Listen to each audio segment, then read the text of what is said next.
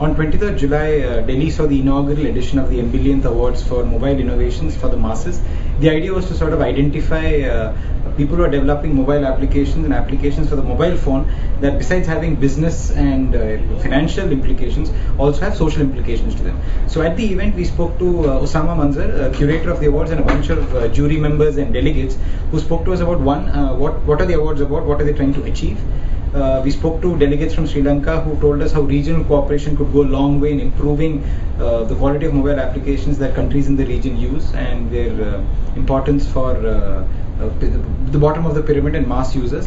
And finally, we spoke to a bunch of policy experts on what can India's government and India's telecom companies do to create policy that encourages such mass socially relevant mobile projects. The basic idea of M-billionth Award is to bring the best innovations on one platform, bring the industry on that platform, and bring the government on that platform. Our job is to expose these small ideas, innovative ideas across the country to the industry, to the government, to the government and industry, because they are the people who have to scale it up. One has to scale up through policy, and the other has to scale up through the implementation and mobilization. And there is money in this, and this is the only way what Mr. Ravi Shankar was dreaming about .in. This entire thing can be integrated into one, and we can be a very, very good, knowledge-based society. We are a knowledge-based society, but the point is bottom-up knowledge dissemination is extremely important. We have been knowledge consumer rather than knowledge disseminator, so we have to be, disseminator also, and mobile is a very good tool. With M-billionth, you will see today what are actually the Lighthouse projects selected from South Asia.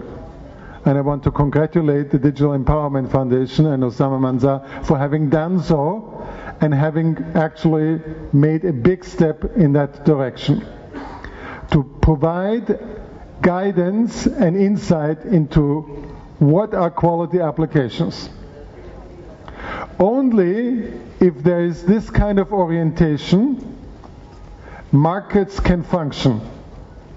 Only if people know what are quality applications, people will know to judge the value of one application over another. 600 plus million mobile systems operating in the country, it gives an unprecedented platform for making a sound business case also.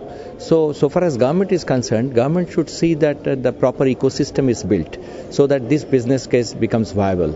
And 40% of the efforts are coming from government, I would say, because mobile is so far driven by basically by the industry. But it is very important to mention that all this explosion of the mobile system could be possible when you opened up the policy.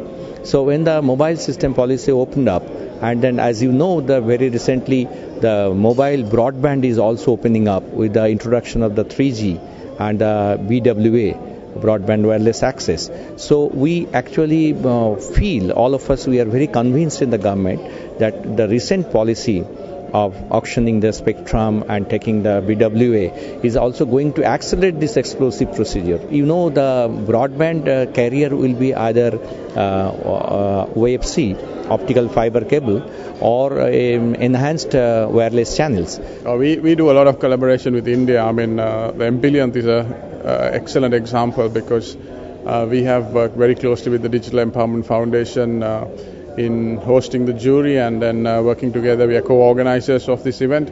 But even before that, the Manthan Awards is another area that we have worked together. And that's just in the area of digital content or mobile content.